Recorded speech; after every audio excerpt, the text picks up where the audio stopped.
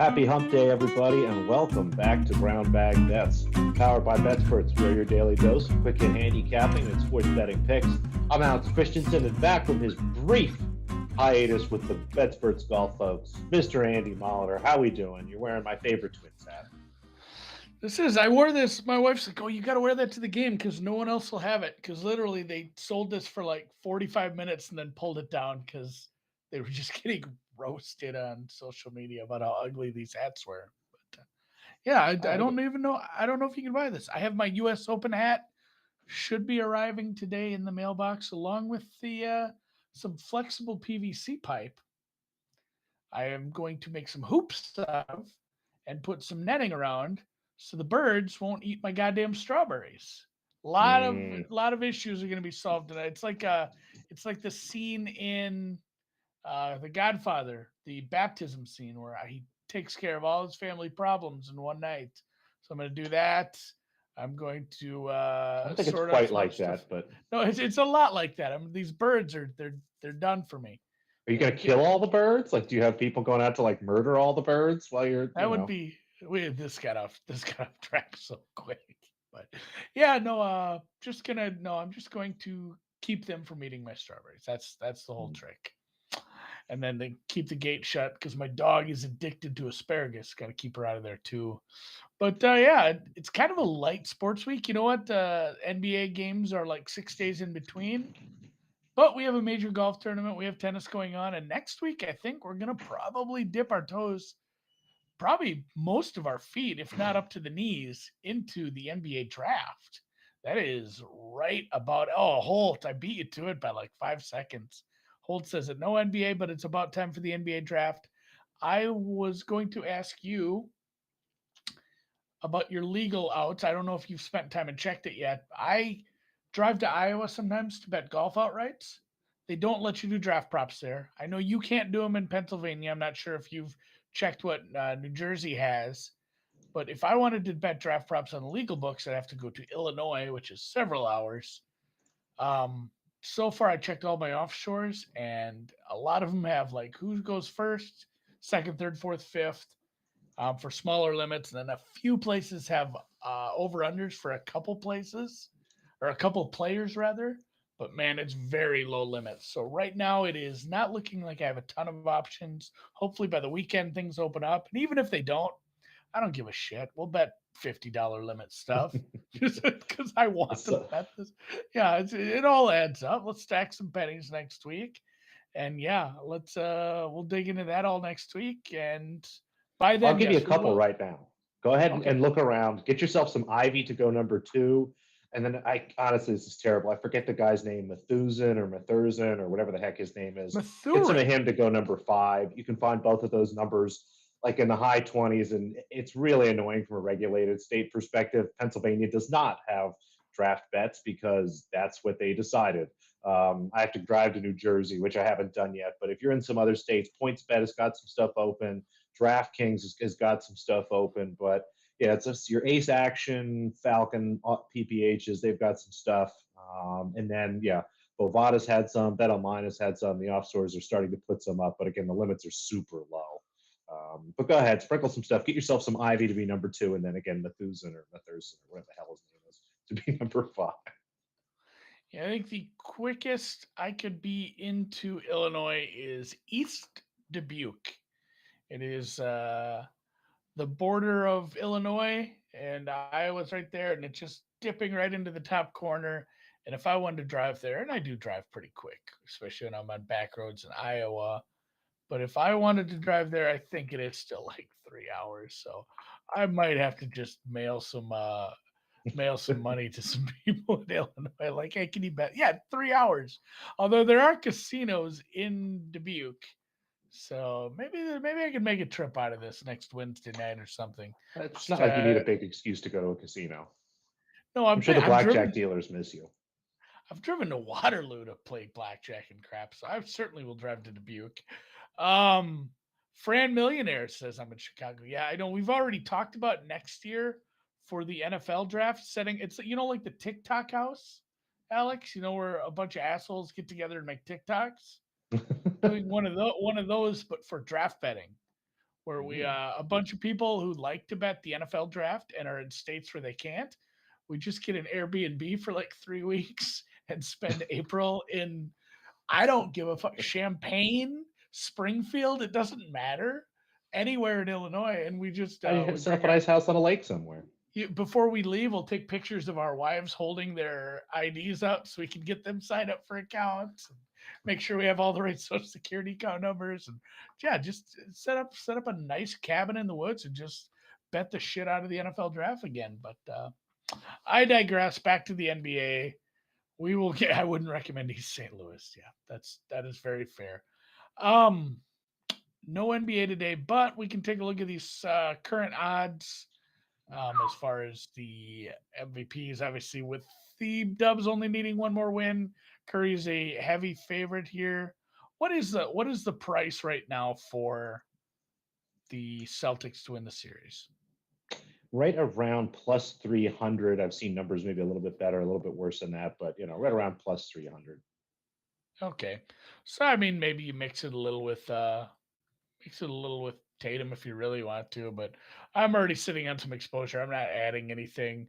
The funniest thing is just the LOL Thompson and Draymond, especially the Draymond numbers. Like if they take $5 on that, I guess it was worth spending 5 seconds to put that up there Shameful. for him. Yeah.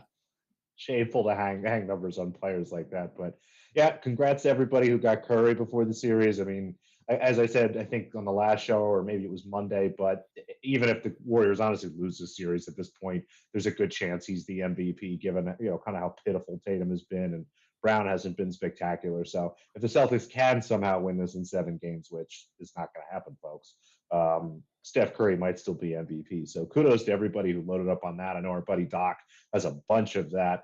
Kudos to him. Yeah, I mean, essentially, he got the best of the series price because that's what the series price turned out to be. There wasn't ever really a spot where it's like, oh, somebody else might win this MVP for the Warriors if they take it. It always was just Curry. It's like the astronauts with the guns thing, looking at the moon or whatever. I don't know what that meme is from. Is that bad to admit that? I'm not sure what the origin of most memes are, honestly. Like the dog on fire in the house? Like, is that from something? Or did somebody just make a picture of it? What the hell happened to my camera? Um, all No, right. they've lost Andy. The memes are Can angry at you. The can you computers are see attacking. can you see that too? All right, I'm back. There you go. US Open. All right, I will and I did drive to Iowa right after I did the golf show that Alex referenced earlier. I said, God, like 4 out of my 6 bets have pretty decent odds in Iowa. I could use a trip to get out of the office. It's nice. I just hooked the phone up to the old stereo, listen to a podcast. I listened to the Spanky Pod with That that was a good one. the ant guy. Yeah, that was actually very interesting. A lot So of I Magic got the Gathering talk. Oh yeah, I love when they get into some of that. Like, oh, have you heard of Magic? Of course, he's heard of Magic the Gathering. But yeah, that's a good recommendation if you have I don't know, about a 1 hour round trip drive where you have to go bet some outrights in a gas station parking lot. The Spanky Pod with Ant was pretty good. But real quick, I'll go over what I did bet. Not sure how much of this is available. Some of these might be available better numbers. Once in a while, we see bookmakers very good about adjusting both ways. You see some of these odds where they only go down for everybody and they don't end up moving anyone back up. Bookmaker is not that way. They will keep their hold at a pretty steady rate and move people back up. So I did bet skipped over all the favorites, like the Rorys, the Scotties, the JTs, the Roms. Skipped all of them. I don't love Cam Smith at all this week. I don't love Spieth. I never love Xander, and Cantlay is just not a guy who's doing it for me here. So I went with a bunch of guys who were right around that 30 range to kind of start out the deal with Burns, Zalatoris, and Fitzpatrick. None of those guys have a major. In fact, none of these guys on my card have a major win at all, ever. So I'm 90% sure Sung JM has never won a major. Can't win I a know major till they you win your first.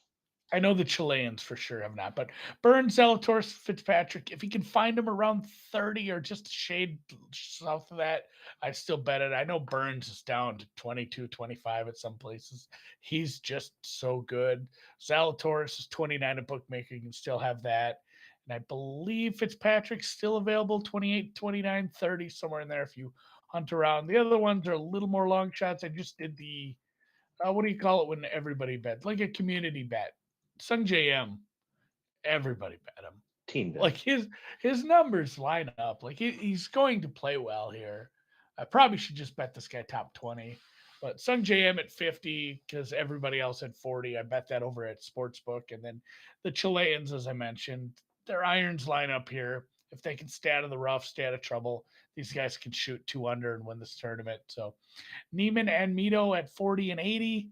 Mito was 92 when I got in my truck, and he was 81 when I got to Iowa. So kind of They miffed. heard I you lost a coming. little. I know it's. I needed to drive faster. And then yeah, just one matchup so far that I've actually bet. I've got a couple that I'm working on vetting to make sure I like everything about it. Is again Mito Pereira over Abe Answer. Hate Abe Answer here. It's not because of distance. I don't think you really do need distance here. I don't really like anything about what he's been doing lately, and I have Mino ranked a ton higher in basically everything I think that matters here. Although they've said that you really do have to miss to end up in the nasty rough. But if Answer ends up in that heavy rough, you might as well just take a drop, buddy. Like hacking your way out of there isn't going to go well for you. We've seen some people we've seen some people in the practice rounds already just struggle, even just around the green with some of the shorter rough, just absolutely blading it and hitting it thin and ending up going sideways and off the toe. It's very hard to get through this rough. So I'm excited, cheering for the course this weekend, and of course, cheering for my six guys over at BetSports Golf. You can check out the rest of the stuff we have up. I know I'll have the rest of my matchup bets and any top 10, top 20, top 30, top 40, top 5. Miss the cut, 3 balls, props, hole in ones, or anything else like that up. Probably just matchups. So I'll have that up later on today. I can dig it. I'm ready. I'm gonna go through and do some degen miscut bets so I can cheer for Rory to miss the cut. And I don't know. I'm not a believer in Brooks, so I'll probably bet him to miss the cut. I do have a Scheffler outright because I took Maddie's. Congrats to Maddie for who Cardinals hit yesterday. Parlay the Cardinals money line with Scotty, so I have like Scotty at 25 for 26. I don't hate that. Like Love I an like outright Scotty. parlay. I think he can win, but boy, at the price, it's just hard for me to stomach. And yeah, the what was I going to say? That Brooks kept going to miss the cut. I kind of like that. Uh, I don't love his game at all. It's one of those like, hey, Brooks only plays good in majors. Like, yeah, he's not playing good at all though. His last 2 majors, he's got 55th and a missed cut. And his missed cut was at the Masters, where it's hard to miss the cut. Like there's all the olds and the amateurs miss the cut. They take those spots for you. So I like that Brooks one. I might be joining you on that. I asked yesterday what color his hair was. Apparently, it's not bleaching it anymore, which is probably a good sign for his golf, I assume. Yeah, maybe that is a good one, but oh, all right. Well, Birmingham. Birmingham, England, and Berlin, More Germany. grass. Yeah. More grass. Yeah, from the grass to the grass. How have these been playing? Has it been pretty quick? Have you been able to watch a bunch of it? Yeah, it's been fun. Again, it's kind of the nice. I get up, have a little breakfast, watch some tennis, and it does. It looks kind of like your classical grass. And I forget who it was tweeted out, but somebody from Wimbledon was talking about how maybe the big difference in grass courts in the last couple of years to the last 50 to 100 years is simply technology has gotten to be so much better, and it's easier to keep these courts flat. There's not so many dead spots all over the place where sometimes you're out there and a ball for whatever reason just hits a soft spot in the grass and just dies. It's just been nice. It's been consistent, and I love grass tennis. It's a lot of volleys at the net. It's really quick, and it's funny for someone that likes to watch rallies in general. And I don't not a huge fan of service tennis, but grass is a lot more interesting. It's a I don't know. It's almost like just you've turned it up on hyper almost or something. I love it. Yeah, no, I enjoy this season. especially enjoy Wimbledon. Wimbledon's kind of like, and again, I'm just going to reference back to golf because that's what we were just talking about. It's what I spent a lot of my week on already. But Wimbledon is Masters esque to me. Like there's a lot of pomp. There's also some circumstance that goes with that. There's a lot of history, tradition, and they're real, and they're kind of a pain in the ass, just like the Masters with all the rules they have. Wimbledon's like that too, with how you have to wear white, and they'll yell at. Remember that kid got yelled at because his underwears were too dark? Like it was somebody in like the boys tournament. He had like black briefs on, and you could see him through his shorts, and he got like yelled at. Oh yeah. Wimbledon is a hard ass about some things. So I do like Wimbledon with all the history and whatnot. So what do you got? What do you got on the docket today? After we're just gonna spend some cocoa money on some bets today, huh?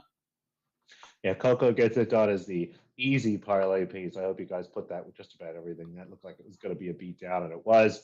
We'll start in Birmingham. Miss Magdalena Freck did well for us. Lost the first set, but came back to win the match for us. I believe that was yesterday, maybe 2 days ago at this point. It's always hard to tell with the rain, but we're going to take her again here. She's a big underdog in this match.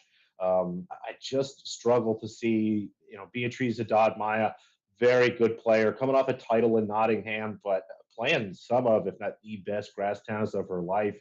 At this point, she should have built up quite a bit of fatigue. I believe she made a long run in the tournament just before that as well. It was a W100 or something like that. But she's got about 2.5 weeks of pretty intense tennis under her belt. She's playing really above her head, and the market at this point has just moved too far the other way. I mean, Freck again is someone who is not spectacular, but very comfortable on the grass and much closer to these numbers again. I'd have her closer to probably plus 180 almost, and the spread probably closer to three, maybe a juicy 3.5, something like that. So happy to take the 4, happy to take the 240. And then Ludmila Samsonova, someone that I'm really disappointed is not going to get a chance to play in Wimbledon because unfortunately she flies under the Russian flag. She is plus 130, a really just perfect game for grass. She goes up against Veronika Kudermetova.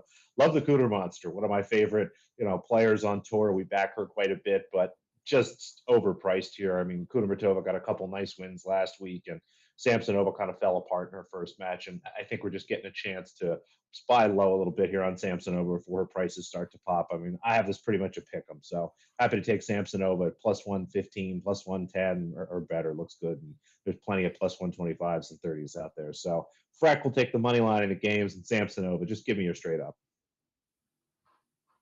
Straight the blue. Well, it's not that long of a price. I don't hate that. Because what would you get, a game and a half anyway? Yeah. And can Serena beat Iga?